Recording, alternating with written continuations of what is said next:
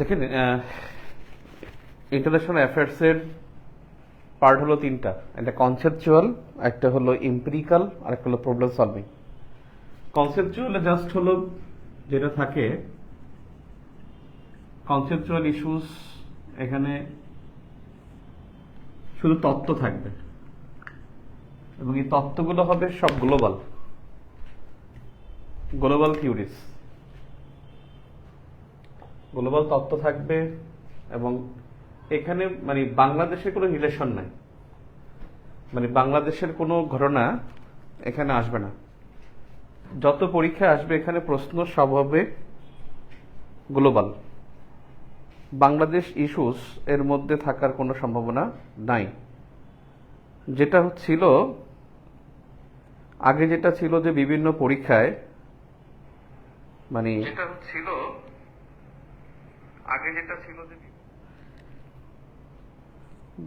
বিভিন্ন যে বইগুলো ছিল রিটেনের বইতে, সেখানে নানানভাবে বাংলাদেশের বিষয়গুলি উল্লেখ করা হতো।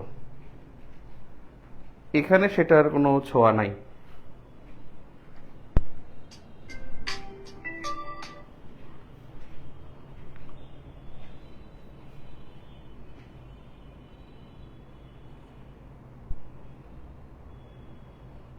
ওকে, রেডি? আরেকটা আছে ইম্পিরিক্যাল ইস্যুস। ইম্পিরিক্যাল ইস্যুজের একটা কনসেপচুয়াল তত্ত্ব থাকে, গ্লোবাল থাকে এবং বাংলাদেশ বিষয়গুলো কোনো কিছু থাকে না। এখানে 10টি কোশ্চেন আসে, 4 মার্কস করে 40 নম্বর থাকে।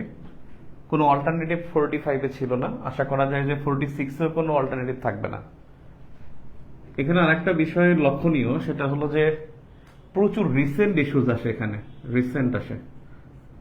সেটা নিয়ে আমরা ডিটেল কথা বলবো। এম্পিরিক্যাল ইস্যুস এটা হলো যেটাকে বলা হয় যে গবেষণামূলক উত্তর। গবেষণামূলক উত্তর হয় এবং এখানে গ্লোবাল থাকে, বাংলাদেশের ইস্যু থাকে। বাংলাদেশের ইস্যু, বিডি ইস্যুগুলো থাকে এখানে রিলেট করা। বিডি ইস্যু রিলেটেড, মানে রিলেটেড ইন্টারন্যাশনাল অ্যাফেয়ার্স। এখানে সাউথ এশিয়ান অ্যাফেয়ার্সের খুব গুরুত্বপূর্ণ ভূমিকা থাকে। এখানে 3টা প্রশ্ন আসে এবং 3টা প্রশ্ন 15 মার্কস করে 45 মার্কস থাকে। আর এখানে অল্টারনেটিভ থাকার কোনো সুযোগ নাই, 45-এ ছিল না। এম্পিরিক্যাল ইস্যুসে এখানে প্রচুর রিসেন্ট আসে এবং রিসেন্ট আসবে, এটাই মাস্ট, এটাই থাকে। এরপরে হলো কনসেপচুয়াল, এম্পিরিক্যাল, একটা হলো প্রবলেম সলভিং। প্রবলেম সলভিং এটা থাকতে পারে পলিসি পেপার, এটা থাকতে পারে কাউন্সিলিং পেপার, এটা থাকতে পারে স্ট্র্যাটেজি পেপার। মানে বেসিক্যালি এটার শিরোনামটা হলো প্রবলেম সলভিং। কিন্তু প্রবলেম সলভিং প্রথম 3বার আসছিল পরীক্ষায়, 35, 36 এবং 37 বিসিএসে। এছাড়া প্রত্যেকবারই পলিসি পেপার আসছে 3বার, টানা 3বার, 38, 40 এবং 41-এ টানা 3বার পলিসি পেপার পরীক্ষা আসছে। তো এখানে কোনটা আসবে বলা যায় না, তবে শিরোনাম হলো প্রবলেম সলভিং এ। এখানে হলো সমস্যার সমাধান। সমস্যার সমাধান, এই ইস্যুটা সবসময় বাংলাদেশের কূটনৈতিক সংকট নিয়ে আসে। কূটনৈতিক সংকট ও সমাধান, এই ইস্যুটাকে লক্ষ্য রেখে পরীক্ষা আসে এবং এখানে একেবারে রিসেন্ট আসে, প্রত্যেকবার এখান থেকে রিসেন্ট আসছে। শুধু 43তমতে এখানে ভুল করেছে, মানে এম্পিরিক্যাল ইস্যুর 4 নম্বরটা তারা প্রবলেম সলভিং এর মধ্যে দিয়ে রাখছে। বাংলাদেশের পড়াশোনার উদ্দেশ্য দিচ্ছে, এটা কিন্তু আসলে প্রবলেম সলভিং না। এটার একটা ফরম্যাট হয়, এটার একটা কাঠামো আছে, ফ্রেমওয়ার্ক আছে। সেই কাঠামোটা নিয়ে আমরা প্রবলেম সলভিং নিয়ে কালকে আলোচনা করবো ইনশাল্লাহ। কনসেপচুয়ালি এখানে আলোচনা বেশি, কারণ ওখানে কোয়েশ্চেন বেশি। এখানে একটা প্রশ্ন আসবে এবং 15 মার্কস থাকবে, ইকুয়াল টু 15। এবং এটা রিসেন্ট এবং সমসাময়িক ইস্যু থাকে। এখানে সবসময় চলমান ঘটনাগুলো বেশি পড়তে হয়।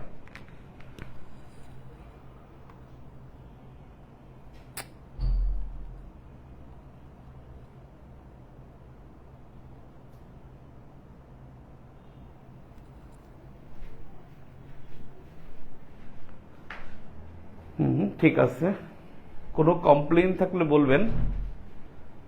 হ্যাঁ, ওকে।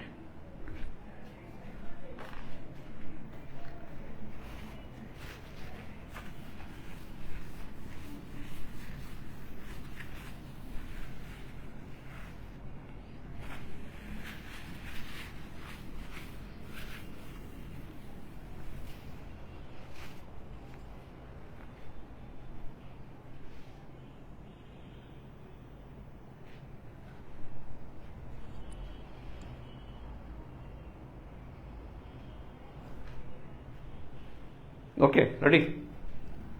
Conceptual issues. কনসেপচুয়াল ইস্যুসের আমরা আগে 45তম প্রশ্ন দেখি। 45তম প্রশ্ন আসছে 10টি। 10টি প্রশ্নের মধ্যে টপিকগুলো জাস্ট লিখে যাই। 1 নম্বর, জেনেভা কনভেনশন। জেনেভা কনভেনশনের গুরুত্ব। জেনেভা কনভেনশন কি, এটি কেন গুরুত্বপূর্ণ? প্রশ্নগুলো একটু লিখে ফেলি, তারপরে শর্ট নোট, একটু গ্যাপ রাখতে পারেন। নাম্বার 2 হলো আন্তর্জাতিক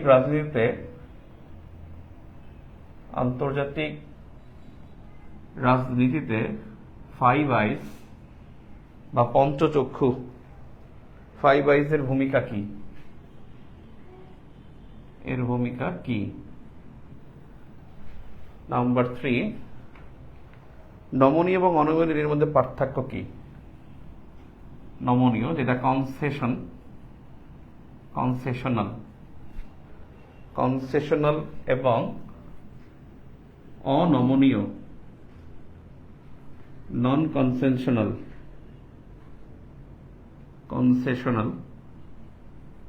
ঋণের মধ্যে পার্থক্য।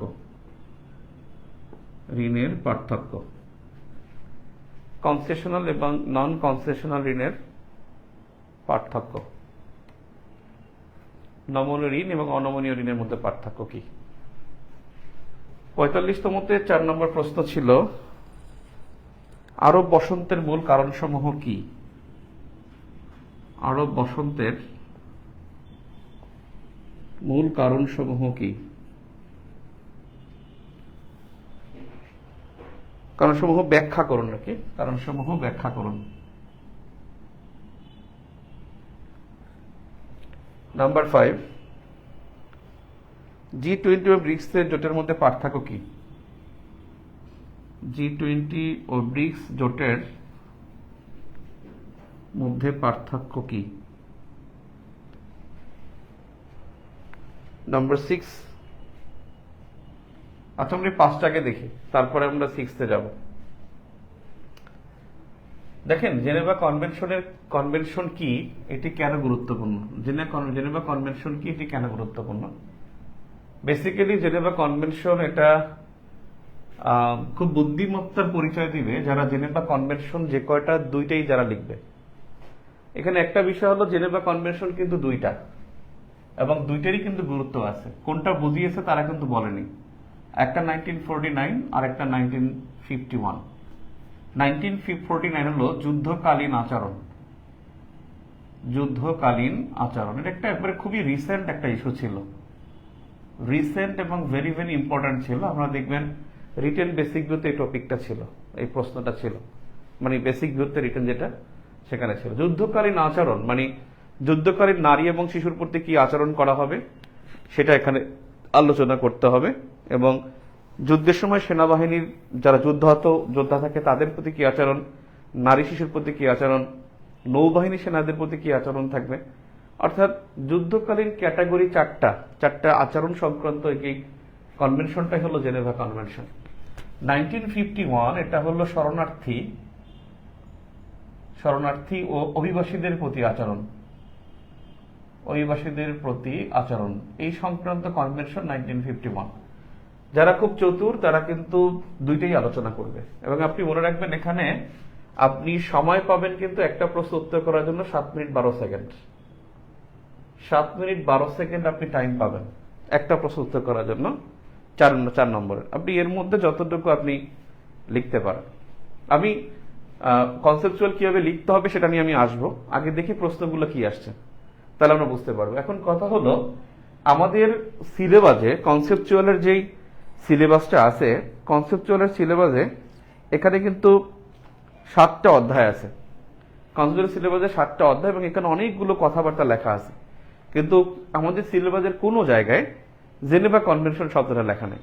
লেখা আছে ইন্টারন্যাশনাল পিস অ্যান্ড সিকিউরিটি, লেখা আছে যে গ্লোবালাইজেশন, লেখা আছে আপনার টেরোরিজম, এরকম অনেক কিছু লেখা আছে সিলেবাসের মধ্যে, কিন্তু কোনো জায়গায় জেনেভা কনভেনশন শব্দটা লেখা নেই। কিন্তু এটা সিলেবাসের সাথে রিলেটেড, একটা টপিকের সাথে ইন্টার রিলেটেড। তার মানে আমরা এখানে লিখলাম রিসেন্ট এবং ভেরি ভেরি ইম্পর্টেন্ট ছিল, এজন্য পরীক্ষা আসছে। আর ডান পাশে একটা কথা লিখবো যে সিলেবাসে উল্লেখ নাই। সিলেবাসে লিখে ক্রস দিয়ে দিই, অর্থাৎ সিলেবাসে নাই মানে আসলে অনেকে বুঝবে না, সিলেবাসে উল্লেখ নাই আর কি, উল্লেখ নাই, উল্লেখ করা হয়নি যে আসলে জেনেভা কনভেনশন নামে টপিক আছে। আপনাদের কাজ হলো যে জেনেভা মানে কনসেপচুয়ালের যেই সিলেবাসটা আছে পুরোটা কমপক্ষে 3 থেকে 4 বার রিডিং দেয়া। আমি কনসেপচুয়ালের যে সিলেবাসটা সেটা আমি আপনাদেরকে গ্রুপে আমি পোস্ট করে দেবো ক্লাস শেষে। আন্তর্জাতিক রাজনীতিতে 5 আইজের ভূমিকা কি? 5 আইজ হলো এটা একটা গোয়েন্দা নজরদারি, একটা গোয়েন্দা নজরদারি একটা জোট, এবং এটা 1946-এ অনেক আগে এটা গঠিত হয়েছে, 1950s-এর আগে। মানে ধারণা করা হয় 1946 সালটা, কিন্তু এখানে কনফার্ম না, মানে 1950s-এর দিকে, অর্থাৎ আফটার সেকেন্ড ওয়ার্ল্ড ওয়ার। এখন এখানে এই যে 5 আইস এর মধ্যে কে আছে? আছে ইউএসএ, ইউকে, তারপরে আছে হলো ইউএসএ, ইউকে, কানাডা, অস্ট্রেলিয়া এবং নিউজিল্যান্ড। এটা আসলে কেন গুরুত্বপূর্ণ হয়ে গেল? ব্যাপারটা হলো যে 5 আইসটা আলোচনায় ছিল, এবং আপনারা দেখবেন আমার 43তম যে বেসিক ভিউ ছিল রিটেন, সেখানে কিন্তু এই 5 আইসের ছবি ছিল।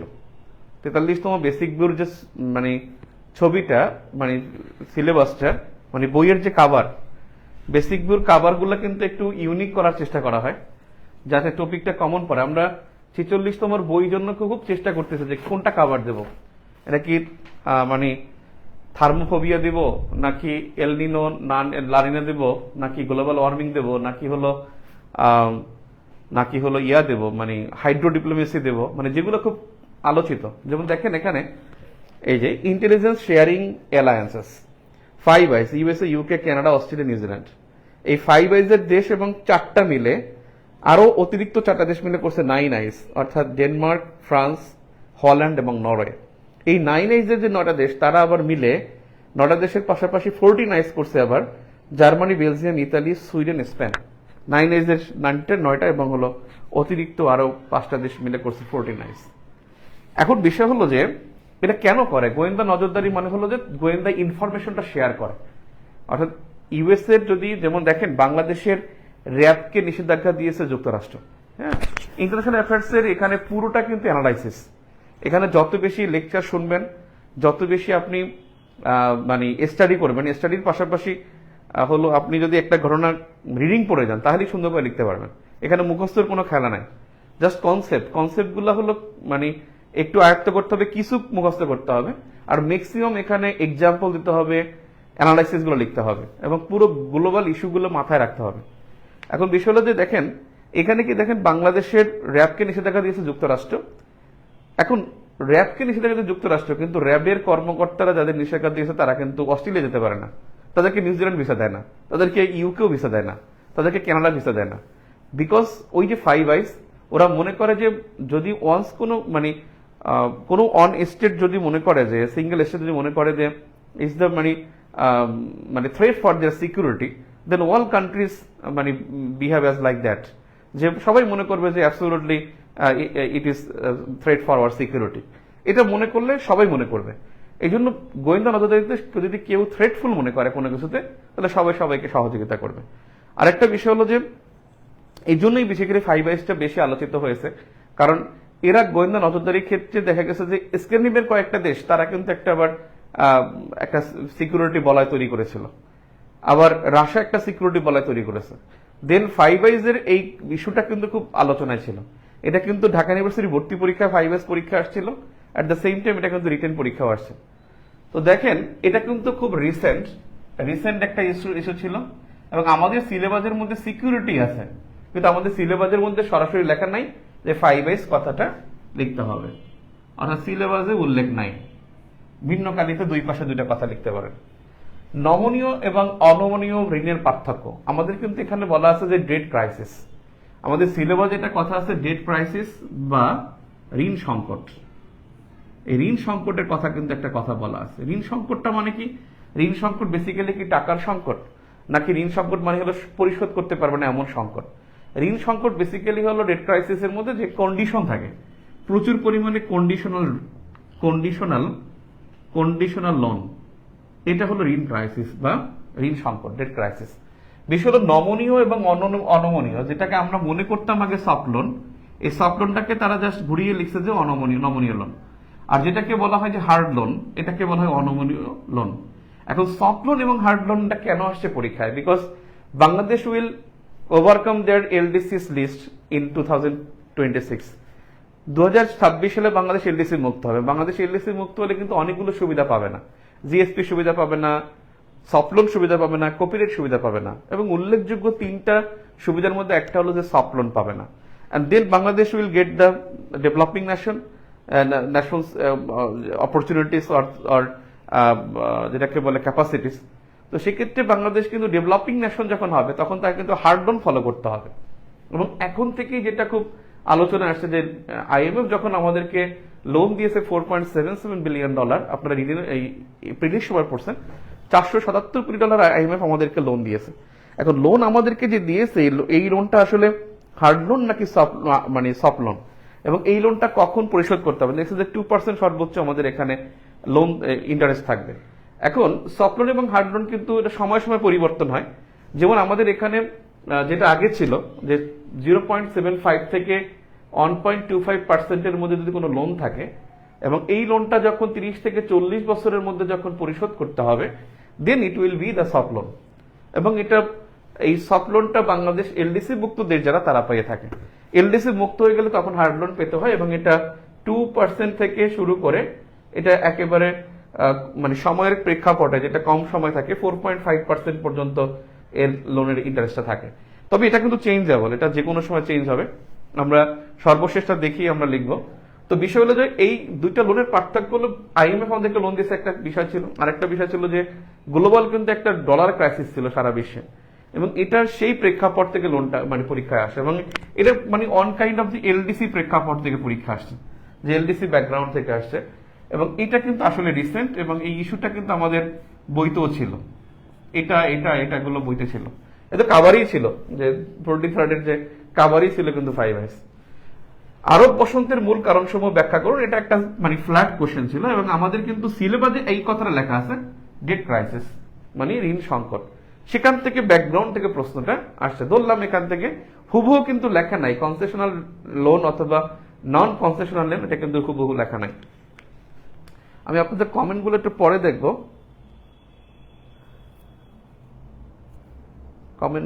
দেখব, আপনারা আমার কেন যেন কমেন্ট আসতেছে না, আর আমরা খুব হন্যে হয়ে খুঁজতেছি যাতে ফ্রন্ট ক্যামেরা দিয়ে ক্লাস নিতে পারি, যেটা আপনারা পিডিতে যারা ক্লাস করছেন ফ্রন্ট ক্যামেরা ছিল, সেখানে কিন্তু লেখাও খুব ক্লিয়ার দেখাতো, এবং হলো কমেন্টগুলোর সাথে সাথে দেখা যেত।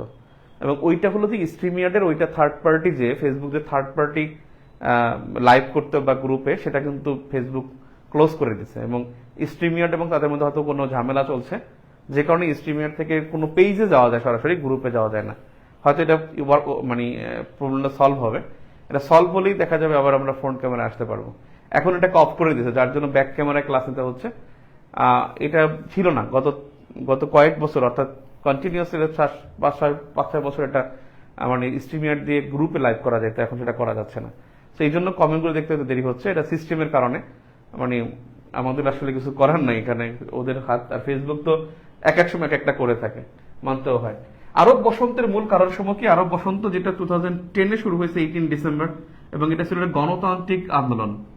আরব বসন্তের গণতান্ত্রিক আন্দোলন ছিল, যে ওখানে আরবদের দেশগুলো প্রায় 4টা দেশের সরকার, 4টা দেশের, প্রথমে তিউনিসিয়া, তারপর মিশর, তারপর লিবিয়া, তারপর আলজেরিয়া, ইয়েমেন, 4টা আরব দেশের এখানে সরকার পতন আন্দোলন হয়, এবং আরো 2টা দেশে আন্দোলন হয়েছিল কিন্তু সাকসেসফুল হয়নি, একটা আলজেরিয়া আর একটা হলো সিরিয়া। সিরিয়ার আসাদ, বাশার আল আসাদ, সে 2011 মানে 2000 সাল থেকে এখন পর্যন্ত ক্ষমতায় আছে, যে সিন্স 24 ইয়ার্স। ব্যাপারটা হলো যে আরব বসন্ত মূল কারণ সমূহ ব্যাখ্যা করুন, এটা কিন্তু আমাদের সিলেবাসের কোথাও রেভুলেশন শব্দ লেখা নাই, আমাদের সিলেবাসের কোথাও আরব বসন্ত লেখা নাই, এটা জাস্ট একটা ফ্ল্যাট কোশ্চেন আসছে। হয়তো এটা মানে আমাদের সিলেবাসে উল্লেখ নাই, সেটা আমরা লিখতে পারি, সিলেবাসে উল্লেখ নাই সরাসরি যে এখানে ঋণ সংকট, ডেট ক্রাইসিসটা আছে, এই জন্য আমরা ওটা আমি লিখে রাখলাম। G20 এবং ব্রিক্স জোটের মধ্যে পার্থক্য কি?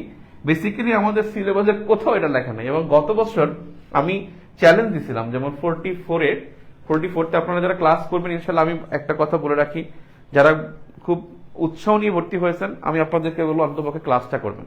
আপনি বাসায় পড়েন, লেখেন বা যাই করেন, অন্ততপক্ষে আমার ক্লাসটা যেমন শুনতে পারেন না টাইমলি, পরে ডাউনলোড করে ফুল স্পিডে শুনে নেন, স্পিড বেশি দিয়ে শুনে নেন, ক্লাসগুলো শুনেন। এবং আমি চ্যালেঞ্জ দিলাম, ক্লাস শুনলে আপনি লিখতে পারবেনই, চ্যালেঞ্জ লিখতে পারবেন। তো বিষয় হলো 44 BCS এর আগে যে একটা কোশ্চেন ছিল, যে মানে প্রথম কোশ্চেনটাই ছিল যে সাংহাই 5 মানে সাংহাই কোঅপারেশন অর্গানাইজেশন থেকে প্রশ্নটা আসছিল, কারণ সাংহাই 5-এর একটা সম্মেলন হয়েছিল, এবং এই সম্মেলনে ইরানকে অন্তর্ভুক্ত করবে কি করবে না নিয়ে ডিসকাশন ছিল, এবং Shanghai 5 all countries are the কি মানে অ্যাগেন্স্ট ইউএস পলিসির অ্যাগেন্স্টে ছিল। অল কান্ট্রিজই বলা যায়, যেমন রাশিয়া এখানে সদস্য সাংহাই 5-এর, চায়না সদস্য, পাকিস্তান সদস্য, ইন্ডিয়া সদস্য। ইন্ডিয়া তো মানে ওরা তো সবসময় ব্যালেন্স করে, ওদের তো আসলে non inherent diplomacy as like Bangladesh তো যখন যুক্তরাষ্ট্র থেকে রপ্তানি করে, যুক্তরাষ্ট্র থেকে বিনিয়োগ আসে, তখন বলে যে we are the boss and we are the মানে ফ্রেন্ডস, এটা সেটা বলে। আবার যখন চায়না আসে তখন বলে যে মানে আমরা সেই পিকিং কনভেনশন থেকে, পিকিং ডিক্লারেশন থেকে আমরা তোমাদের সাথে আছি, এই সেই হাবিজাবি বলি।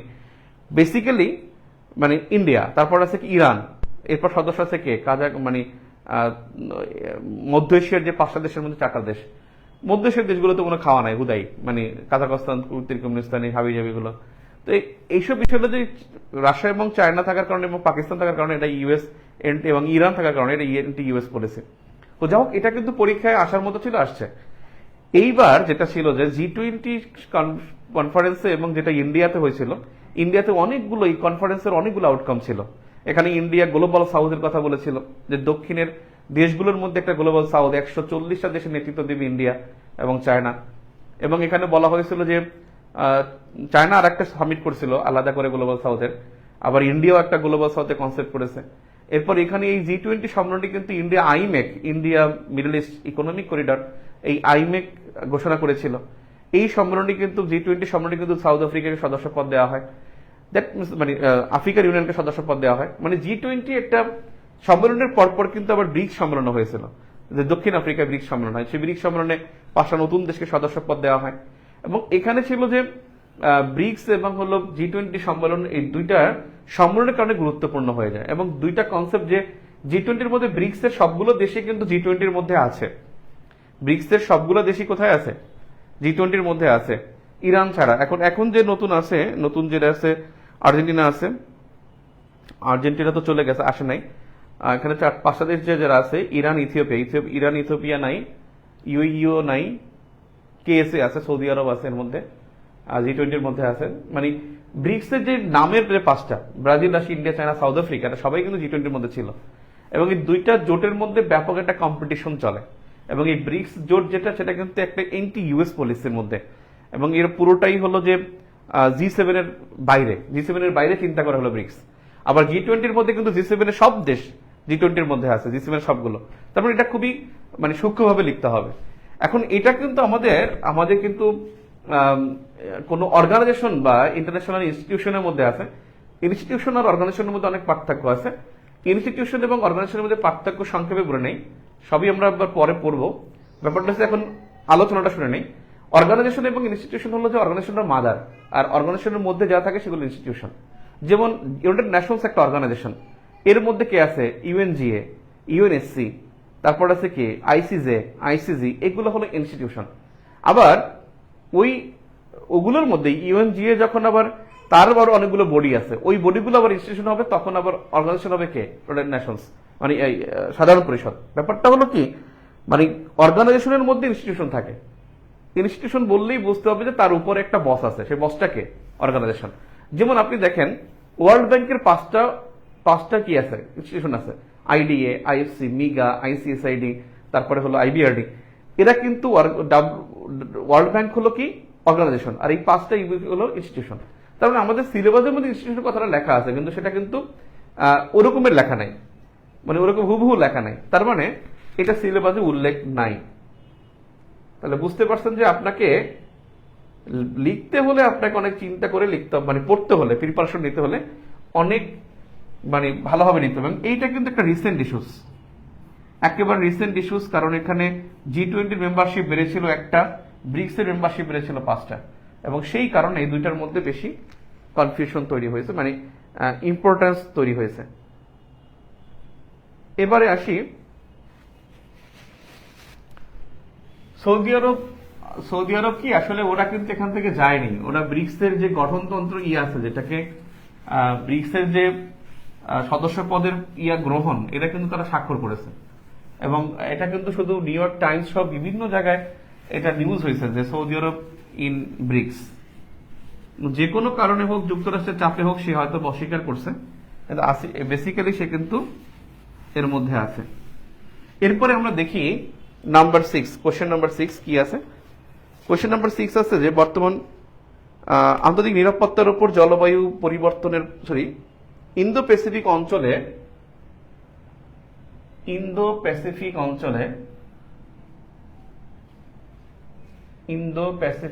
অঞ্চলে শান্তি নিরাপত্তার চ্যালেঞ্জ ও সম্ভাবনা বিশ্লেষণ করুন। শান্তি ও নিরাপত্তার চ্যালেঞ্জ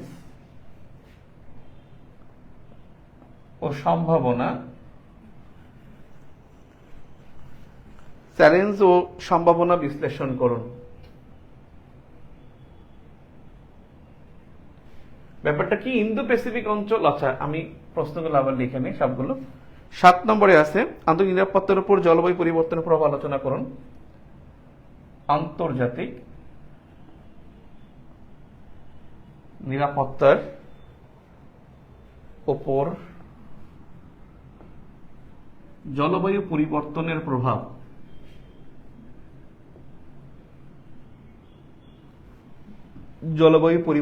প্রভাব আলোচনা করুন।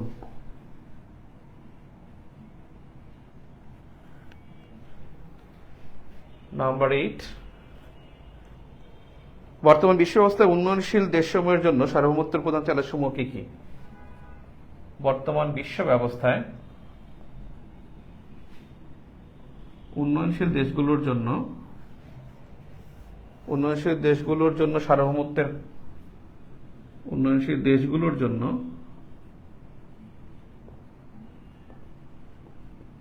সার্বভৌমত্বের চ্যালেঞ্জ সমূহ কি কি, প্রধান চ্যালেঞ্জ সমূহ কি কি?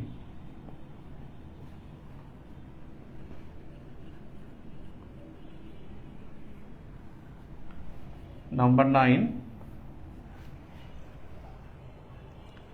সাইবার ওয়ারফেয়ার অর্থাৎ সাইবার যুদ্ধ ও এআই কিভাবে আন্তর্জাতিক সম্পর্কের প্রভাব বিস্তার করতে পারে। সাইবার ওয়ারফেয়ার বা সাইবার যুদ্ধ এবং এআই, আর্টিফিশিয়াল ইন্টেলিজেন্স, যেটা কিভাবে আন্তর্জাতিক সম্পর্কের প্রভাব বিস্তার করতে পারে,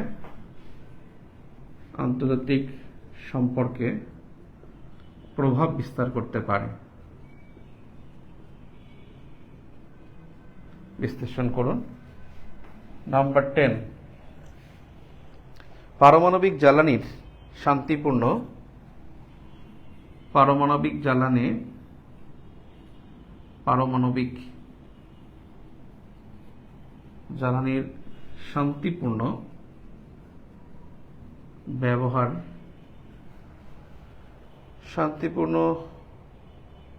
ব্যবহারের দায়িত্বপ্রাপ্ত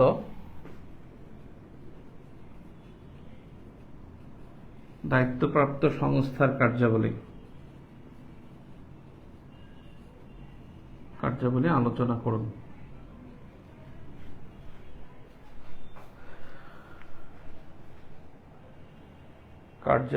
আলোচনা করুন।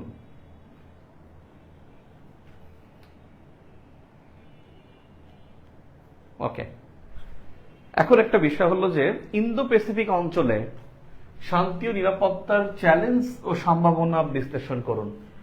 ইন্দো প্যাসিফিক অঞ্চলটা কিন্তু গতবার খুব আলোচনা ছিল। আসলে এই প্রশ্নটা হওয়া উচিত ছিল এমপিরিক্যাল, অর্থাৎ বড় প্রশ্ন হওয়ার কথা ছিল। 4 নম্বর প্রশ্নের জন্য এটা ফিট না। যে প্রশ্ন তাদের 4 নম্বর প্রশ্নের সাথে বড় একটা বিশাল আলোচনা হতে পারত। এটা খুব রিসেন্ট ছিল এবং এটা অনেক কারণে গুরুত্বপূর্ণ ছিল। দেখেন কি কি ইস্যুগুলো ঘটছে। দেখেন আইপিও নামে একটা জোট ঘোষণা করেছিল যে Indo Pacific organisation, IPS, Indo Pacific strategy, যেটা US president IPS, Indo Pacific strategy, যেটা হলো ট্রাম্প এটাকে জনপ্রিয় করেছে। যদিও 7 সালের কনসেপ্ট, ট্রাম্প জনপ্রিয় করেছিল, বাইডেন এসে আরো জনপ্রিয় করে। ওদিকে একটা ইওরা নামে একটা জোট হয়েছিল, ইন্ডিয়ান ওশান রিম অ্যাসোসিয়েশন। এদিকে বাংলাদেশ ঘোষণা করছে IPO, Bangladesh Indo Pacific Outlook কিন্তু ভেরি ভেরি ইম্পর্টেন্ট। এই বছর বিসিএস আসবেই ইনশাল্লাহ। আমি চ্যালেঞ্জ দিলাম, দেখেন প্রিলিত বাংলাদেশ হোক বা ইন্টারন্যাশনাল হোক, Indo Pacific Outlook very very important. এই আইপিও এটা 4th এপ্রিল ঘোষণা করা হয়েছে 23 সালে। এই ইন্দো প্যাসিফিক আউটলুক যেটা বাংলাদেশ ঘোষণা করেছে, অপরদিকে চায়না তারা কিন্তু একটা কাজ করেছিল যে প্যাসিফিক অঞ্চলের 16টা দেশকে নিয়ে, 16-17টা দেশকে নিয়ে তারা চেয়েছিল একটা কনফারেন্স করবে, ঘোষণাও দিয়েছিল। পরবর্তীতে এটা উইথড্র করে, এটাকে স্থগিত করে দেয়, পোস্টপোন করে দেয়, কারণ অন্যান্য দেশগুলো এখানে আসতে রাজি হয়নি। শুধু ভানুয়াতু সে একা আসবে, কারণ ভানুয়াতুতে তো চায়নার একটা মিলিটারি বেজ আছে, যে কারণে ভানুয়াতু ছাড়া এখানে অন্য কেউ আসে না। এই ইন্দো প্যাসিফিক অঞ্চলে এখানে এই যে আইপিএস এর কারণে এমন একটা অবস্থা হয়ে গেছে। অপরদিকে ভারত মহাসাগরে অকাস ঘোষণা করেছে কে? অস্ট্রেলিয়া, ইউকে এবং ইউএসএ। তারা কিন্তু অকাসের নামে একটা চুক্তি করছে 2021 সালে, অকাস চুক্তি করেছে, যেমন এটা ইন্ডিয়ান ওশানের প্রেক্ষাপটে। তার অপরদিকে যেটা হলো যে সাউথ চায়না সি, এই সাউথ চায়না সিতে কিন্তু চায়না কিন্তু কৃত্রিম দ্বীপ তৈরি করছে, অর্থাৎ একটা ব্লু ইকোনমি, অর্থাৎ জিও পলিটিক্যাল ক্ষেত্রে। এবং এই ভারত মহাসাগর এবং প্রশান্ত মহাসাগর বেশ আলোচনায় ছিল। কারণ কি, ব্যাপারটা হলো যে মহাসাগর তো অনেকগুলোই আছে, আটলান্টিক নিয়ে তেমন একটা উচ্চবাচ্য ছিল না। সাউথ ইস্ট উত্তর মহাসাগর বা দক্ষিণ মহাসাগর নিয়ে আলোচনা নেই, আলোচনা ছিল এই ভারত মহাসাগর এবং প্রশান্ত মহাসাগর। এবার কিন্তু যেটা হলো যে প্রশান্ত মহাসাগর গত বছর রিটার্নের আগেই ভারত মহাসাগরের পাশে লোহিত সাগরকে কেন্দ্র করে কিন্তু মার্কিন 10টি জেট, মার্কিন নেতৃত্বাধীন 10টি দেশের একটা জোট হয়েছিল। এবং সেখানে তারা জলদস্যুতা নিয়ন্ত্রণ করবে, নিরাপত্তা তৈরি করবে, এরকম নাম করে তারা কিন্তু ওখানে মিলিটারি একটা অবজারভেশন চালিয়েছে। তো বেসিক্যালি এখানে পুরো ইন্দো প্যাসিফিক অঞ্চলটা বেশি বেশি আলোচনা ছিল। এটা জিও পলিটিক্সের অন্তর্ভুক্ত ছিল। আমাদের সিলেবাসে জিও পলিটিক্স আছে, জিও পলিটিক্স শব্দ আছে, এখানে জিও পলিটিক্স কাকে বলে, কত প্রকার কি এরকমের না, কিন্তু সিলেবাসে থাকলেই যে ওই শব্দগুলো আসবে তা না, এর বাইরেও অনেক কিছু আসতে পারে। এবং এটা কিন্তু ভেরি ভেরি ইম্পর্টেন্ট এবং গুরুত্বপূর্ণ টপিক ছিল। এবং আমাদের বেসিক ভিউ রিটেনে ছিল, বা অন্য যারা বই লিখছেন তারাও কিন্তু এই টপিকটাকে রেখেছেন। আধুনিক নিরাপত্তার উপর জলবায়ু পরিবর্তনের প্রভাব আলোচনা করি। এটা একটা চিরসাম্প্রতিক একটা বিষয়, চিরসাম্প্রতিক বলা হয় জলবায়ু পরিবর্তনকে। এবার দেখবেন আপনার যে প্রশ্নটা হতে পারে সেটা হলো সাউথ এশিয়ান অ্যাফেয়ার্স এবং মধ্যপ্রাচ্য, দুইটা জায়গায় কিন্তু জলবায়ু পরিবর্তনের একটা বড় থ্রেট একটা দেখা লক্ষণীয়। দক্ষিণ এশিয়া এবং হলো আপনার মধ্যপ্রাচ্যে আপনি দেখেন জলবায়ু পরিবর্তনের প্রভাব যে হিট ওয়েভটা, এটা কিন্তু এই অঞ্চলে প্রচুর পরিমাণে বেড়ে গেছে। অ্যাট দ্য সেম টাইম এই সময় কিন্তু পাকিস্তানে অতি বৃষ্টিতে কিন্তু 144 জন একদিনে মারা গেছে। এখন তাদের মৃত্যুর হার কতটুকু জানি না। আপনি দেখেন মধ্যপ্রাচ্যের যেসব দেশে আগে বৃষ্টিপাত হতো না, এখন তার সেখানে বৃষ্টির ফলে বন্যাও হয়। তার ক্লাইমেট চেঞ্জের একটা বড় পরিবর্তন, এবং এবছর আরো এটা গুরুত্বপূর্ণ। এই ক্লাইমেট চেঞ্জ আমাদের কিন্তু একটা এনভায়রনমেন্টাল ইস্যুস নামে একটা সিলেবাসে একটা অধ্যায় আছে, এনভায়রনমেন্টাল ইস্যুস, এবং সেক্ষেত্রে এটা বলা যায় যে এটা সিলেবাসের যে সেই শব্দগুলো আছে সেখান থেকে ব্যাকগ্রাউন্ডই প্রশ্ন আসছে। এবং এটা কিন্তু রিসেন্ট, এটা চিরসাম্প্রতিক কিছু টপিক আছে। যেমন আপনার একটা হলো আপনার ক্লাইমেট চেঞ্জ, একটা হলো কাশ্মীর ইস্যু, একটা হলো গাজা ইস্যু, একটা হলো ইসরায়েল প্যালেস্টাইন ইস্যু। এগুলো চিরসাম্প্রতিক বলা হয়, সারা বছরই এটা আলোচনা। আগে কোরিয়া ছিল, এখন কোরিয়া একটু চুপচাপ হয়ে গেছে গত 5-6 বছর ধরে, অর্থাৎ আফটার 2018 পরে কিন্তু কোরিয়া নিয়ে বিশ্লেষণ নাই। এবং 18 কিন্তু 17 সালে দেখবেন আপনি পিংপং সানশাইন পলিসি কিন্তু পরীক্ষা আসছিল দক্ষিণ কোরিয়ার যে এরপর থেকে কিন্তু কোরিয়া নিয়ে প্রশ্ন আসে নাই। পিডিতে আসে নাই, রিটেনও আসে নাই। বেসিক্যালি কোরিয়াও একটা ইস্যুটা কিন্তু চির সাম্প্রতিক ছিল, এখন এটা কমে গেছে। ভারত পাকিস্তানও চির সাম্প্রতিক ছিল, এখন একটু প্রভাবটা কমে গেছে। আর ইসরায়েল প্যালেস্টাইন, এই ক্লাইমেট চেঞ্জ, গাজা ইস্যু, এগুলো চির সাম্প্রতিক। এবং রাশিয়া, ইউএসএ, চায়না, চায়না, এগুলো রাশিয়া, ইউএসএ, এগুলো কিন্তু চির সাম্প্রতিক ইস্যু। বর্তমান বিশ্ব ব্যবস্থায় উন্নয়নশীল দেশগুলোর জন্য সার্বভৌমত্বের প্রধান চ্যালেঞ্জ সমূহ কি কি? সার্বভৌমত্ব, এই সভারেন্টি আমাদের সিলেবাসে দ্বিতীয় অধ্যায় সভারেন্টি শব্দটা লেখা আছে। সভারেন্টি শব্দটা হলো সার্বভৌমত্ব। সার্বভৌমত্ব মানে হলো যে নিজের সিদ্ধান্ত নিজে নিতে পারার ক্ষমতা। নিজের সিদ্ধান্ত নিতে পারার ক্ষমতাই হলো সার্বভৌমত্ব। আর সার্বভৌমত্ব হলো যে আপনার একটা রাষ্ট্রের চরম ক্ষমতা, আপনি যা ইচ্ছা তাই করবেন, কেউ কিছু বলবে না, এটা হলো সার্বভৌমত্ব। কিন্তু আপনি যখন একটা আইন তৈরি করবেন, তখন আপনাকে তাকাই থাকতে হয়, আমি কি ই কমার্স আইন করব, যুক্তরাষ্ট্রের ই কমার্স প্রতিষ্ঠান আমাজন কি বলবে, অ্যামাজন কি বলবে, তারপরে alibaba.com কি বলবে। আপনি এরকম চিন্তা করে যখন আপনি কোনো রুল তৈরি করবেন, তখন সেটা সার্বভৌমত্ব না। Just not the sovereignty. Sovereignty is that যে his decision makes by himself and implemented by himself. এটা হলো যে সার্বভৌমত্ব, নিজের সিদ্ধান্ত নিজে নিতে পারার ক্ষমতা, নিজের সিদ্ধান্ত নিজে নিতে পারার ক্ষমতা। এবং এই প্রশ্নটা অনেকবার পরীক্ষা আসে, অনেকবার পরীক্ষা এসেছে। এটা এই প্রশ্ন কমপক্ষে মানে 35, 36, 37 টানা 3বার আসছে। আপনি দেখেন খুলে যে 35, 36, 37 টানা 3বারই এই প্রশ্নটা কিন্তু পরীক্ষায় এসেছিল। তাই সভারেন্টি গুরুত্বপূর্ণ এবং এটা সিলেবাসের মধ্যে, এবং এটা ঘুরিয়ে আসছে, কিন্তু এটা আমরা রিসেন্ট বলতে পারি না, কারণ সভারেন্টি শব্দটা সিলেবাসও আছে এবং বেশ কয়েকবার পরীক্ষা আসছে। উন্নয়নশীল দেশগুলোর জন্য সার্বভৌমত্বের প্রধান চ্যালেঞ্জ সমূহ কি কি? উন্নয়নশীল দেশগুলোর জন্য কি কি দেখেন, কি কি? প্রথমত যেটা, সেটা হলো মানে এআই, আর্টিফিশিয়াল ইন্টেলিজেন্স। এই আর্টিফিশিয়াল ইন্টেলিজেন্স তো আসলে আপনার হাতে নাই, এটা তো উন্নত বিশ্বের হাতে। টেকনোলজি আপনার হাতে নাই, উন্নত বিশ্বের কাছে। সে যেরকম বলে সেরকম চালান। আপনি এখানে বাংলাদেশে বসে ইচ্ছা করলেই আপনি কিন্তু যে আপনার উই নামে যে ফেসবুকটা মানে সোশ্যাল সাইট আছে, বা আপনার এখানে যে সোশ্যাল সাইটটা আছে, সেটা কিন্তু আপনি ইচ্ছা করলে কি করতে পারছেন না। পিপিলিকে আপনার সার্চ ইঞ্জিন আছে, ইচ্ছা করলে আপনি গুগলকে বিট করতে পারবেন না। আপনি ইচ্ছা করলে উই দিয়ে আপনি কিন্তু ফেসবুককে বা ইউটিউবকে কিন্তু আপনি চ্যালেঞ্জ করতে পারবেন না। তার মানে টেকনোলজিক্যাল একটা আমরা ল্যাগিং বিহাইন্ড, এবং এটা আমাদের নির্ভর করে ওদের উপরে। বাংলাদেশের এখন অনেক প্রতিষ্ঠান যে সাইবার সিকিউরিটি, পুরোটা নির্ভর করে কিন্তু বাহিরের উপরে। সুইফট, যারা অনলাইন লেনদেন করে মানে টাকা পাঠানোর জন্য, এই সুইফটের প্রবলেমের কারণে কিন্তু আজকে বাংলাদেশের কাছ থেকে কিন্তু কেন্দ্রীয় ব্যাংক থেকে 8,10,00,000 ডলার বা $810 মিলিয়ন কিন্তু পাচার হয়ে গেছে। পাচার কি মানে চুরি হয়ে গেছে। শ্রীলঙ্কা $200 মিলিয়ন নিয়েছে, আর ফিলিপাইনে $610 মিলিয়ন চলে গেছে। শ্রীলঙ্কাটা আমরা ফেরত পেয়েছি, আবার লোন দিয়ে শোধ করে দিছি, কিন্তু ফিলিপাইনের আমরা পাইনি। এই যে সুইফটের যে প্রবলেমটা, এই প্রবলেমটার জন্য বাংলাদেশ কিন্তু সুইফটের বিরুদ্ধে মামলা করতে পারে না। বাংলাদেশ কিন্তু ফেডারেল রিজার্ভ ব্যাংকের বিরুদ্ধে মামলা করতে পারে না, কারণ এই নিয়ন্ত্রণটা তাদের হাতে।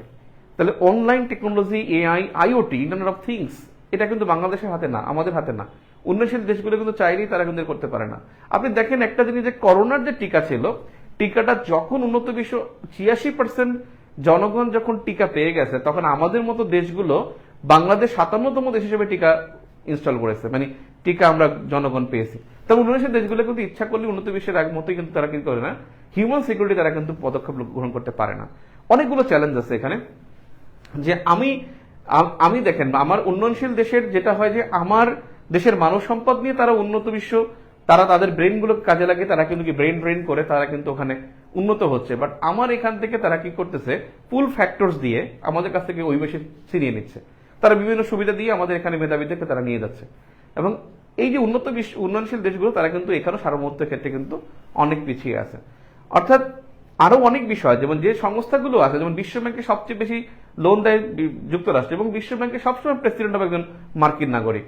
এডিবিতে সবচেয়ে বেশি টাকা দেয় জাপানের জন্য, জাপান কি হবে, প্রেসিডেন্ট হবে এডিবির আজীবন। এআইআইবি চালু করেছে চীন, এআইআইবির লোন টোন সবকিছু নির্ভর করবে চীনের, কারণ চীনের এখানে 29% শেয়ার। আজীবন এআইআইবির প্রেসিডেন্ট হবে একজন চাইনিজ। সো ইচ্ছা করলেই কিন্তু উন্নয়নশীল বিশ্ব, উন্নত বিশ্বের কাছে তারা কিন্তু সাহায্য পাচ্ছে না, চাইলেই তারা পাচ্ছে না।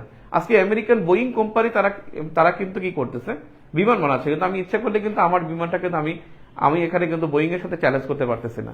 সো উন্নয়নশীল বিশ্ব অনেক ক্ষেত্রেই, অর্থাৎ বিশেষ করে ইকোনমিক ভাবে এবং সাস্টেনেবল ডেভেলপমেন্টের ক্ষেত্রে, এবং হলো ক্লাইমেট চেঞ্জ মোকাবেলা, এবং হলো আপনার টেকনোলজিক্যাল বা এআই নিয়ন্ত্রণে, তারপর হলো সাইবার সিকিউরিটির ক্ষেত্রে বাংলাদেশের মতো উন্নয়নশীল দেশগুলো সার্বভৌমত্বের আসলে অনেক চ্যালেঞ্জের সম্মুখীন হয়ে থাকে। সাইবার ওয়ারফেয়ার, এটাকে রিসেন্ট বলা যাবে না। সাইবার ওয়ারফেয়ার এবং এআই কিভাবে আন্তর্জাতিক সম্পর্কে প্রভাব বিস্তার করে, এটা যে এই বিষয়টা, সাইবার যুদ্ধ কিন্তু আরেকবারও পরীক্ষা ছিল। সাইবার সন্ত্রাস ছিল যে 44তমতে বা 43তমতে সাইবার সন্ত্রাস পরীক্ষা ছিল। আর্টিফিশিয়াল ইন্টেলিজেন্স কিন্তু খুব বেশি আলোচনায় এসেছে যখন চ্যাট জিপিটি বের হয়েছে গত বছর 2023 সালে, যখন চ্যাট জিপিটা খুব বেশি জনপ্রিয় হয়, তখনই কিন্তু এআই কনসেপ্টটা কিন্তু বেশি জনপ্রিয় হয়। এবং এআই, এই যে অপরাজিতা, সংবাদ পাঠিকা, এসব কারণে আসলে এটা রিসেন্টলি ছিল, ইস্যুটা রিসেন্ট ছিল। পারমাণবিক জ্বালানি শান্তিপূর্ণ ব্যবহারের দায়িত্বপ্রাপ্ত সংস্থা কার্যাবলী আলোচনা করুন। এই পারমাণবিক জ্বালানির শান্তিপূর্ণ ব্যবহারের দায়িত্বপ্রাপ্ত সংস্থা কিন্তু international atomic energy agency, IAEA, international atomic energy agency, এবং তাদের কার্যাবলীটা লিখতে হবে। এবং এটা আসলে বেসিক্যালি আপনি এটাকে রিসেন্ট ধরতে পারেন, কারণ পারমাণবিক ইস্যু কিন্তু বেশ আলোচনায় ছিল। এখন আমি আপনাদেরকে যেটা দেখাবো সেটা হলো, আপনি এখন দেখেন 10টা প্রশ্নের মধ্যে কিন্তু 8টা প্রশ্ন রিসেন্ট ছিল, 8টা প্রশ্ন রিসেন্ট ছিল। এবং সিলেবাসে কিন্তু আমাদের এখানে সিকিউরিটি শব্দটা আছে, সাইবার সিকিউরিটি শব্দটা লেখা আছে। আমাদের সিকিউরিটির মধ্যে কিন্তু অনেক ইস্যু আছে। সিকিউরিটি শুধুমাত্র কিন্তু আমার হাতে একটা অস্ত্র আছে এটাই কিন্তু আমার সিকিউরিটি না। আমি যে বিল্ডিংটা দাঁড়াই আছি, বিল্ডিংটা সাস্টেনেবিলিটি, এটা কিন্তু আমার সিকিউরিটির অংশ। আমি এখান থেকে ক্লাস দিয়ে গিয়ে পানি খাইতে পারবো, বিশুদ্ধ পানি খেতে পারবো কিনা, that will be the security. আমি যখন এটাও আমাদের সিকিউরিটির অংশ। আমার এখানে গিয়ে আমার প্রয়োজন অনুযায়ী আমি গাড়িতে জ্বালানি পড়তে পারবো কিনা, এই জ্বালানি সিকিউরিটিটাও কিন্তু আমার সিকিউরিটি। অর্থাৎ সিকিউরিটি শুধুমাত্র যে আমার অস্ত্র আছে, সেনাবাহিনী আছে, আমি এখানে ফাটায় যুদ্ধ করতে পারি, গোলাবারুদ আছে, বিমান আছে, আমার কয়েকটা নৌবহর আছে, এটাই আমার সিকিউরিটির অন্তর্ভুক্ত না। সিকিউরিটি অনেক কিছু। আমি এখানে বের হলে আমি এখানে কি করোনায় আক্রান্ত হচ্ছি, আমি বিভিন্ন জীবাণু অস্ত্রের আক্রান্ত হচ্ছি, জীবাণু বাহির রোগের আক্রান্ত হচ্ছি, দ্যাট ইজ আনাদার সিকিউরিটি। আমি খাবার পাচ্ছি না, ফুড সিকিউরিটি। এই সিকিউরিটি ইস্যুটা কিন্তু অনেক অনেক বিস্তারের অনেক ব্যাপক এবং গভীর একটা বিষয়। সো সিলেবাসের এই অংশটা দেখলে আমরা বুঝতে পারছি যে এখান থেকে রিসেন্ট প্রশ্ন বেশি এসেছে। এখন আমরা দেখি কনসেপচুয়ালি আসলে আমাদের প্রিপারেশনটা কিভাবে হবে সেটা নিয়ে একটু দেখতে হবে।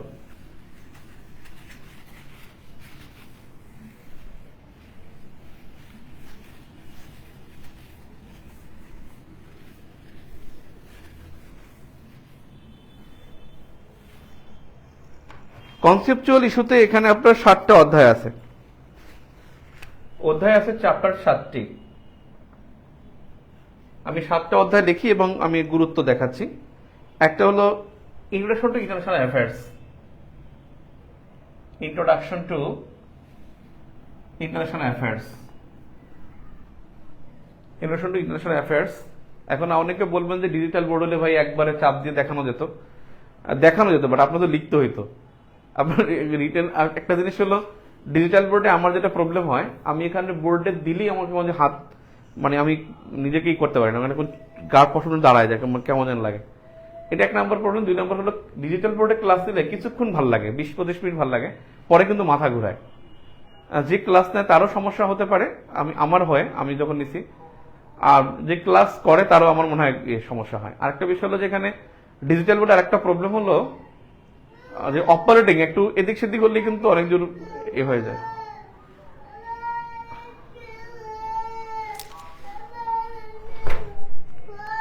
বাবা ক্লাস আছে, বাবা ক্লাস তো আম্মু আছে। আরে আচ্ছা ঠিক আছে, এখন থাকো, দুষ্ট করে এটা ধরো না, ঠিক আছে। এরপরে হলো পরে বলবো না, আমার ডিজিটাল বোর্ড একটা আছে ঢাকায়, আর আমি বরিশালে আমার বাসা, সেখানে একটা ডিজিটাল বোর্ড কেনার চিন্তা ভাবনা করতেছি। ডিজিটাল বোর্ডে কিছু ক্লাস তো নেওয়া লাগবে, যখন ডেটার ক্লাস হবে বা এসে, তখন চেষ্টা করব দেওয়ার জন্য। আর এমনি আমার যেটাকে বলে আমার সবচেয়ে ক্লাস ভালো হয় ক্লাসে, এটা থেকে অফলাইন ক্লাস মনোমুগ্ধকর ক্লাস হয়, এটা আমি জলিভাবে ক্লাস নিতে পারতাম। অনলাইনে জলিভাবে একটু কম হয়। সেকেন্ড হলো যেটা আমার এই বোর্ডে আমি অনেক ইউজড হয়ে গেছি, এমনি সমস্যা হবে না ইনশাল্লাহ। একটু লেখা লাগবে, তবে লিখলে ভালো, যত লিখবেন তত ভালো, কারণ আপনি ওখানে প্রথম ক্লাসে আমি বলেছিলাম যে আপনাকে কিন্তু 21 ঘন্টা লিখতে হবে এবং বাই 5 days টানা। Actors in the world. Number 3, power and security.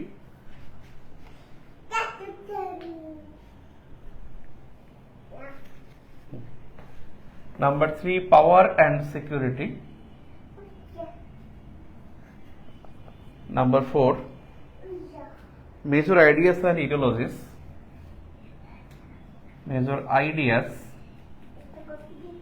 and ideologies. Number 5, foreign affairs and diplomacy. Foreign policy and diplomacy. Foreign policy and diplomacy. Number 6, international economic relations. International economic relations. Number 7, global environments. Global environments. দেখেন, আমরা যদি দেখি এখান থেকে যেখান থেকে প্রশ্ন আসলে আসবেই, আচ্ছা, এই অ্যাক্টরস ইন দ্য ওয়ার্ল্ড, এখান থেকে প্রশ্ন সবসময় আসে। এবার যেমন আসছে সভারেন্টি।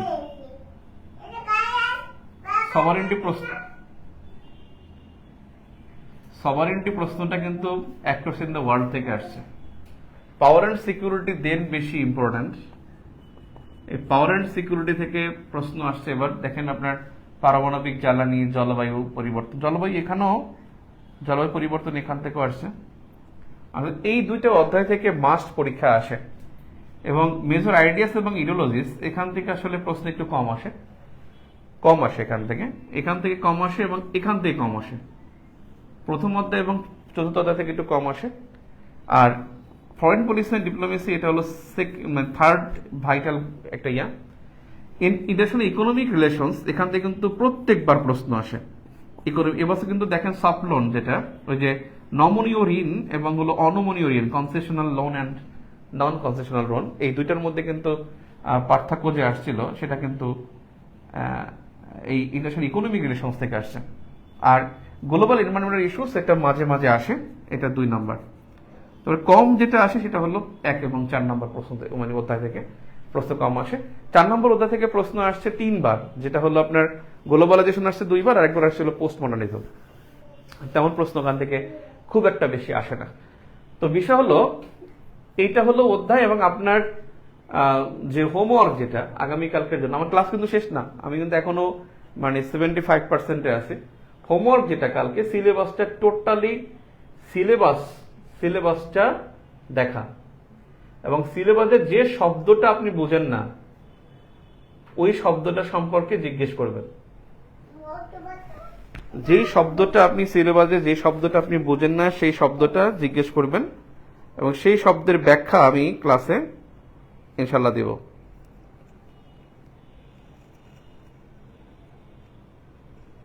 ইন্দো প্যাসিফিকের মিনিং কি একজন প্রশ্ন করছেন, মানে ইন্দো প্যাসিফিক মানে হলো ভারত মহাসাগর এবং প্রশান্ত মহাসাগর অঞ্চল। সিলেবাস যে শব্দটা বুঝেন না সেটা দেখাবেন, আর আপনি পুরো সিলেবাসটা কয়েকবার পড়বেন। আমি সিলেবাসের ছবিটা আপনাদেরকে আমি দেখাবো, মানে ছবি তুলে আপনি আমাদের এখানে পোস্ট করে দেব। এখন হলো ভাই আপনার আগে দেখি যে প্রিপারেশন কি হবে, প্রিপারেশন হবে কেমন। 1 নম্বর হলো সব শব্দের বা প্রতিটি শব্দের প্রতিটি টার্ম এর ব্যাখ্যা জানলো। রিটেনে কিন্তু আপনার এখানে রিস্ক নেওয়া যাবে না, কারণ 10টা প্রশ্ন হবে, 10টাই আপনাকে লিখতে হবে, এখানে কোনো রিস্ক নাই। আর এখানে প্রত্যেকটা যে শব্দগুলো আছে, যেমন আপনি দেখবেন সিলেবাসে অনেকগুলো শব্দ, মানে অনেকগুলো টার্ম আছে। যেমন আপনি যাবেন মেজর আইডিয়াস এবং ইডিওলজির মধ্যে দেখবেন পোস্ট মডার্নিজম, তারপর লেখা আছে আপনার গ্লোবালাইজেশন, তারপরে লেখা আছে আপনার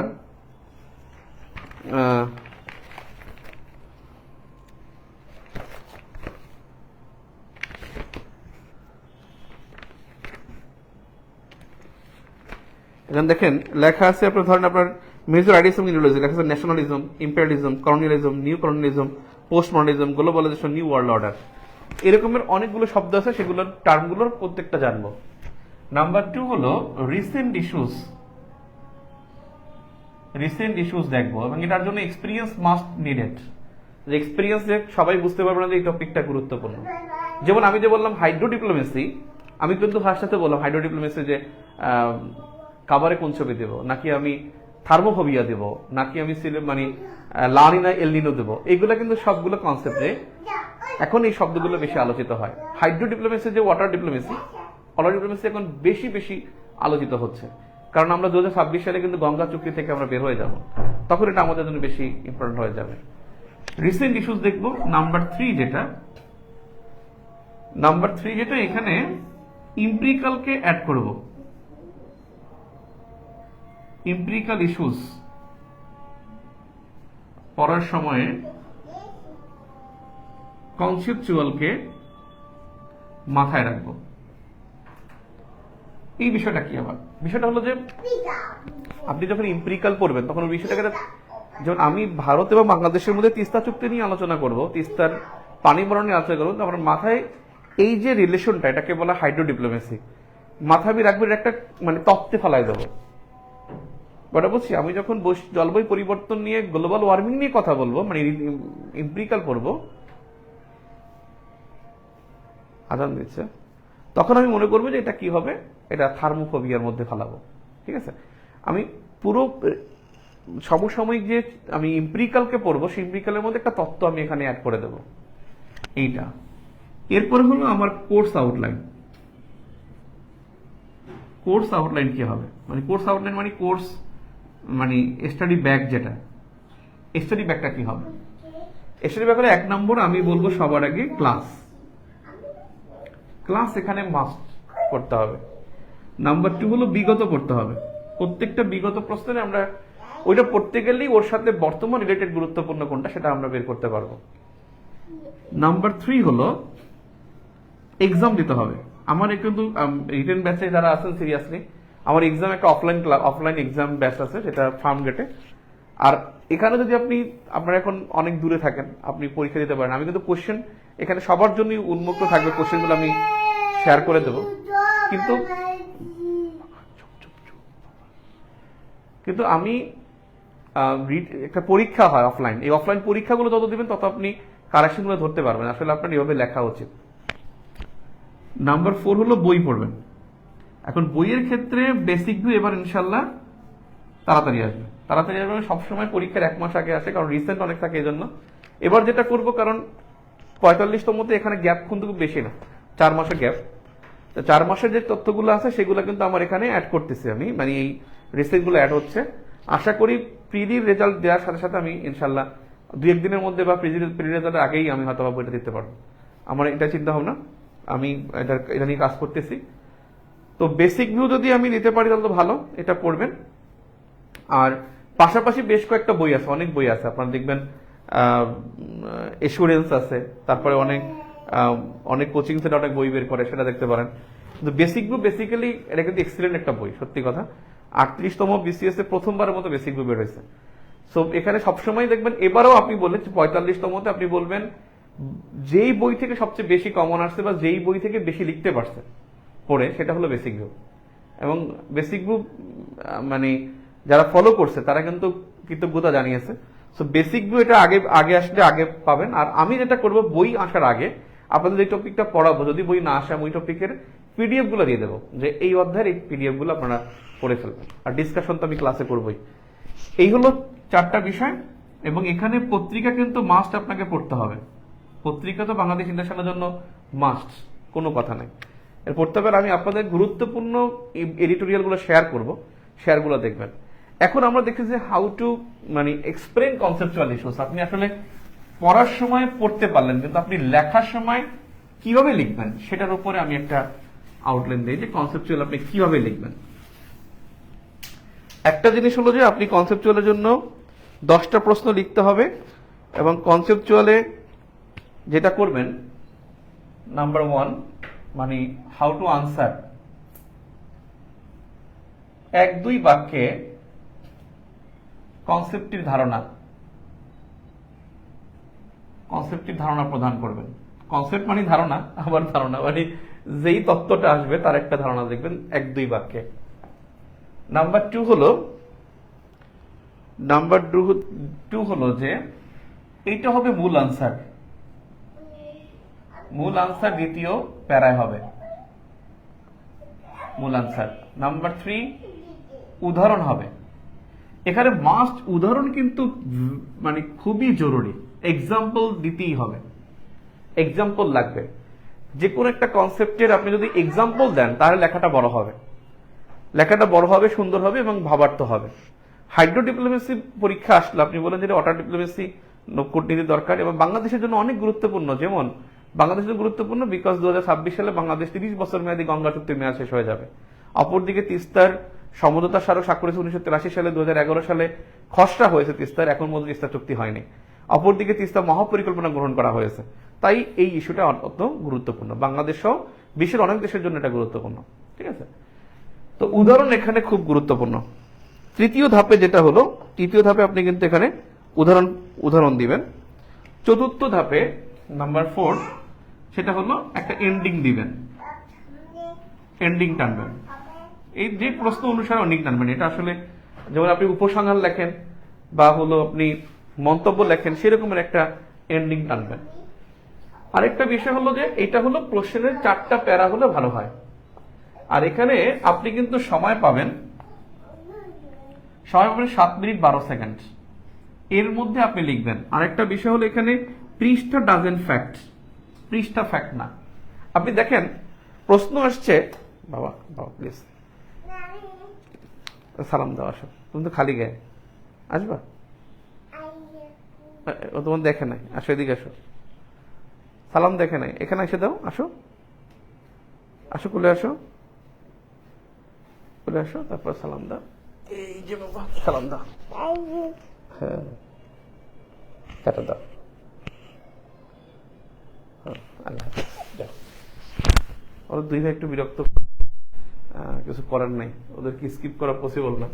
পৃষ্ঠা এখানে ফ্যাক্ট না, এখানে আপনার 1 থেকে 1.5 পৃষ্ঠা হতে পারে, কিন্তু আপনাদের খাতা কিন্তু A3 কাগজ, লিগাল পেজ এবং লম্বা। আপনাদের কাগজ কিন্তু চওড়া না, A4 সাইজের না, এটা লিগাল পেজ, লম্বা পেজ। এবং আমার যে পরীক্ষা আছে, পরীক্ষা লিগাল পেজে দেয়া। এখানে 1-1.5 পেজটা এনাফ। এবং বিষয় হলো যে এখানে অনেক সময় ছোট প্রশ্ন আসবে, আপনি কেন বড় করতে যাবেন? প্রশ্ন আসছে ছোট, যেমন আছে 5 আইস সম্পর্কে আপনি লিখতে গেলে 5 আইসের মধ্যে দেশগুলো লিখলেন, গঠনের কালটা লিখলেন, আর লিখলেন যে কিছু কার্যাবলী লিখলেন যে তার গন্ধে নজরদারি করে, আপনি কি বানাই দিবেন? এখন এটা বানানো তো সম্ভব না। সো যেটা ছোট প্রশ্ন উত্তর করবেন। এখানে পৃষ্ঠা ফ্যাক্ট না, ফ্যাক্ট হলো কনসেপ্টটা। এবং উদাহরণ থাকলে কিন্তু আপনি নাম্বার এখানে 4-এর মধ্যে 3, 3.5 পেয়ে যাবেন। ঠিক আছে, এরপরে হলো আরেকটা বিষয় হলো যে আপনার যেই টপিকটা লিখবেন, এই যে মূল আনসার যেটা লিখছি, এখানে কিন্তু আপনার বেসিক তুলে ধরতে হবে। এটা কিন্তু না বুঝলে বুঝবেন না। এখন একটা জিনিস দেখেন, প্রশ্ন যখন আসছে আপনার জলবায়ু পরিবর্তন মোকাবেলা সম্পর্কে আসছে, দেখেন কোন জলবায়ু পরিবর্তনের আপনার কোনো আনসারই রিও কনফারেন্স 1992 কে ভায়োলেট করা যায় না। নারী অধিকার সংক্রান্ত কোনো প্রশ্নই সিডো সনদ যদি না থাকে তাহলে উত্তরটা হয় না। আপনি লিখতেছেন যে জেনেভা কনভেনশন সম্পর্কে। জেনেভা কনভেনশন হলো কি? এখানে যুদ্ধবন্দীদের প্রতি আচরণ, একটা হলো কি শরণার্থীদের প্রতি আচরণ। এখন এখানে বেসিক কি? এখানে বেসিকটা হলো যে যুদ্ধকালীন আচরণটাই, এবং এখানে কিন্তু মানে আপনার কোনো বাবা ডিস্টার্ব করে না প্লিজ, যাও আয়াস, ডাকে ডাকে ডাকে ডাকে ডাকে যাও যাও যাও যাও যাও।